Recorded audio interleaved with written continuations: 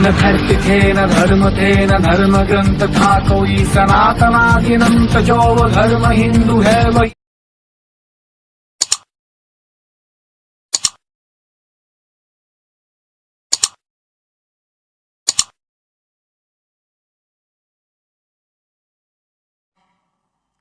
जब भी मैं केदारनाथ जाता हूं, मेरे मन में एक विचार बार बार उठता है। कैसे 1000 वर्ष पूर्व आदि शंकराचार्य जी ने इस दुर्गम स्थल पर पहुंचे होंगे। 2500 साल पहले केरल की कालड़ी में जन्मा हुआ एक बालक 7 साल की उम्र में घर छोड़कर के निकल पड़ता है। आज से तो हिमाचल कश्मीर से कन्याकुमारी मां भारती का भ्रमण करता है। हर भूभाग की मिट्टी को अपने भाल पे लगाता हुआ, तिलक करता हुआ इस केदार पर पहुंचता है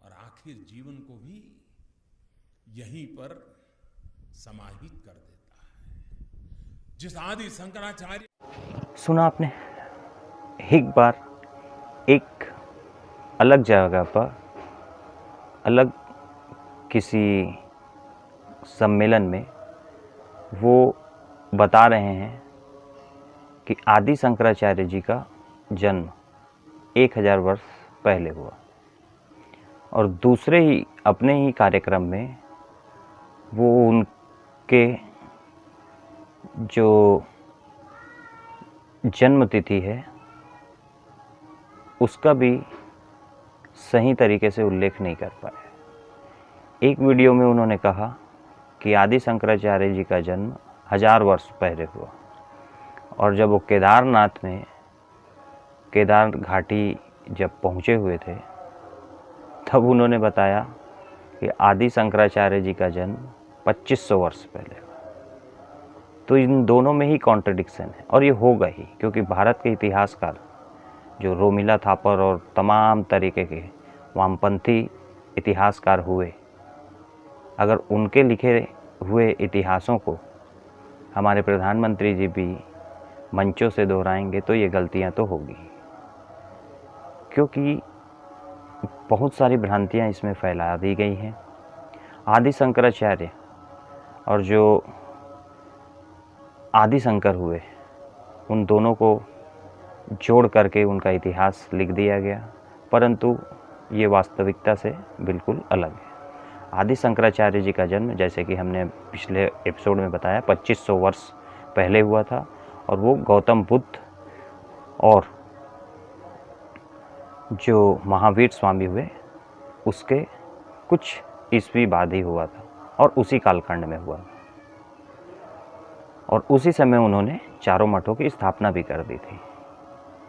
और चारों मठों की स्थापना करने के बाद सम्राट सुधन्वा चौहान को विश्व विजेता बनाने के बाद, उनको राजगद्दी सौंपने के बाद उनको लगा कि अब मेरा कार्य जो है वो संपूर्ण हो चुका है, और अब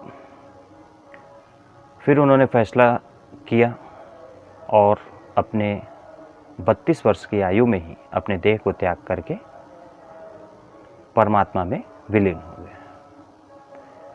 पर क्या आज का समाज आदि शंकराचार्य जी को और उनके द्वारा जो शंकराचार्य की परंपरा जो आदि शंकराचार्य जी ने बनाई, उसको हिंदू समाज पहचान पाएगा? अपने सर्वश्रेष्ठ और सर्वोच्च धर्माचार्यों को आज के युग में क्या वो सर्वोच्च स्थान दिला पाएगा? क्योंकि जब तक हम राजनेताओं को ही अपने धर्म गुरुओं से ज़्यादा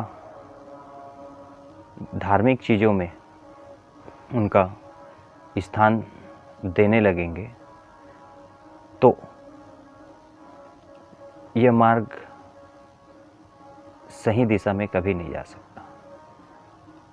राजनेताओं का काम है राजनीति करना, और वर्तमान में जो राजनीतिक गतिविधियां चल रही हैं वो किसी भी प्रकार से जो हमारे सर्वोच्च मान बिंदु हैं उनको दूषित और अपमानित करने का ही कार्य पिछले 70 वर्षों से चला आ रहा है, चाहे वो कांग्रेस का शासन हो, चाहे वर्तमान में बीजेपी का शासन हो। उनके द्वारा जो शंकराचार्य राजनीतिक के लिए बनाए गए हैं वो खुलेआम हमारे जो मान्य शंकराचार्य हैं उनके पद और प्रतिष्ठा का दुरुपयोग कर रहे हैं। जब किसी भी देश में दो प्रधानमंत्री नहीं हो सकते, एक ही देश में दो गृह मंत्री नहीं हो सकते, अगर नकली कोई पुलिस वाला भी बन के घूमता है तो 2 या 4 दिन में वो किसी न किसी प्रकार से धर दबोच लिया जाएगा। लेकिन आज भारत में नकली शंकराचार्यों की फौज घूम रही है, लेकिन प्रशासन उस पर कोई कार्रवाई नहीं करता। प्रशासन करेगा भी कैसे, क्योंकि वो उनके द्वारा ही स्थापित किए गए शंकराचार्य हैं। उनको वेद और पुराणों के बारे में कोई भी किसी भी प्रकार का वो ज्ञान नहीं है जो हमारे चारों पीठों के मान्य शंकराचार्यों को है।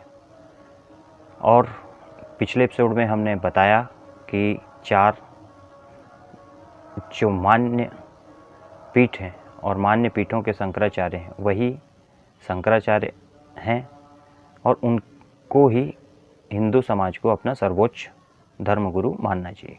आपके धर्मगुरु हो सकते हैं, बहुत हो सकते हैं, परंतु जो सर्वोच्च स्थान है जिसकी स्थापना आदि शंकराचार्य जी ने की थी, उन पीठों के जो शंकराचार्य हैं उनका स्थान सनातन हिंदू धर्म में सबसे सर्वोच्च है। और सबसे सर्वोच्च होने के साथ साथ उनका दायित्व है कि शासकों पर शासन करने वाला, अर्थात कि जो वर्तमान में अब संवैधानिक भाषा में उनको प्रधानमंत्री का दर्जा दिया जाता है, इस पर भी एक कॉन्ट्रडिक्शन है। शंकराचार्य जी से जब गोवर्धन मठ पुरी के शंकराचार्य जी से जब पूछा गया ये प्रधानमंत्री का जो पद है उसको कैसे देखते हैं आप, तो उन्होंने कहा कि इसमें ही विरोधाभास है। तो पूछा कैसे?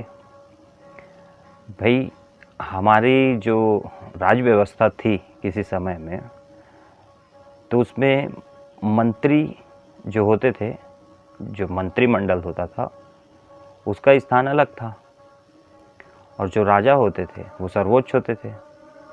तो मोदी जी स्वयं सर्वोच्च नहीं है क्योंकि वो मंत्री लिखते हैं, प्रधानमंत्री का दर्जा दिया जाता है यहाँ, तो प्रधानमंत्री स्वयं सर्वोच्च नहीं है, या तो आप उनको मंत्री मत कहिए क्योंकि वो तो सर्वोच्च है ना, प्रधानमंत्री से बड़ा पद तो कोई है नहीं। तो मंत्री प्रधानमंत्री के बीच जो शब्द हैं उसमें ही विरोधाभास है। ये भी एक कहानी है।